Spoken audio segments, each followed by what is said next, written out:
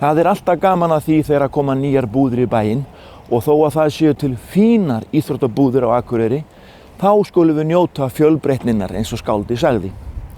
Hér í Kaupangi á Akureyri ný íþróttabúð sem ung hjón reka. Já, við opnum þessa verslun í desember 2019 og hún heitir M-Sport og í Kaupangi á Akureyri og við erum búin að vera að stíla inn á íþróttirnar, bæði hlaupinn, golfið, gönguskíðin, fótboltan og svona almenna útivist og íþróttatæki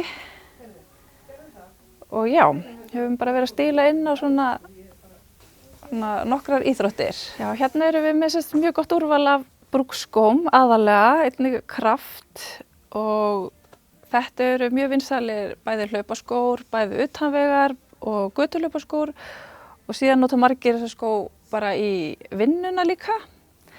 Þannig að þeir hafa verið mjög vinsælir þessir. En þú átt ekki langt að sækja áhugann á íþróttum, þar á meðal skíðum?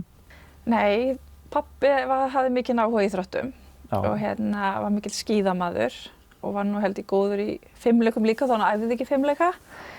Og og hann byrjaði náttúrulega að fara með okkur í fjallið þegar við vorum bara lítill. Já.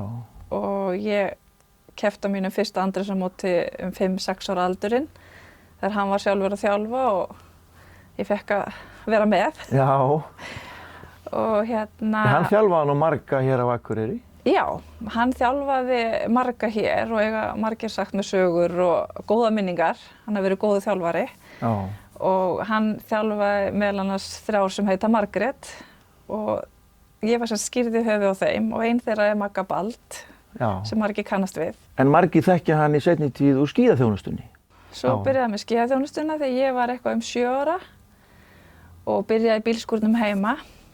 Þannig að hann var alltaf með tenginguna við fjallið og skíðin, þóttur hann vera hættur að þjálfa. Já, svo hefur hann rifjaði hann oft upp fyrir mér að þegar ég kom heim úr skólanum þá labbaði ég alltaf í gegnum bílskúrinn. Alltaf að hitta hann fyrst áður en ég færi inn. Ég heldur hann þóttu vænt það. Já. Síðan var ég í fimleikum líka og því ég held að það var nú svolítið mömmu að þakka. Hún fór með okkur systurnar á fimleikasýningu og við stoppum ekkert eftir það. Nei. Þá var að fara heim og æfa og byrjum að æfa fimleika allar og var líka í því en var lengur á skíðunum. Já. Það var mjög gaman og góði félagskapur á skíðunum. Og nú dóttir þín farin að æfa í fjallinu? Já, nú dóttir mín farin að æfa skíði og finnst þetta alveg mjög gaman. Og nú farið að hausta og þið þá farin að huga að skíða íþróttum? Já, gönguskíðafatnaðurinn, við verðum með hann í vetur og við verðum aðeins með gönguskíði líka. Og svo erum við að stíla mikið inn á vetrar hlaupalínuna, bæði skó og fatnað fyrir hlaupinn og svo erum við með barnafatnað, svona vetrar. Já, ég og maðurinn minn Árni, Kristinn Skaftason, við fluttum til Noregs 2009 með þá okkar elstu sem var 6 mánaða þá. Og hann fékk vinnu sem rafvirki og ég var fyrst heima en síðan fékk ég vinnu á endurskoðunarstofu og var að vinna við það ásamt því að eignast 2 önnur börn. Og við erum út í 5 ár og flytjum heim aftur 2014 þá með þessa yngstu 6 mánaða. Þannig að við vorum í 5 ár sem voru bara mjög góð ár í Noregi.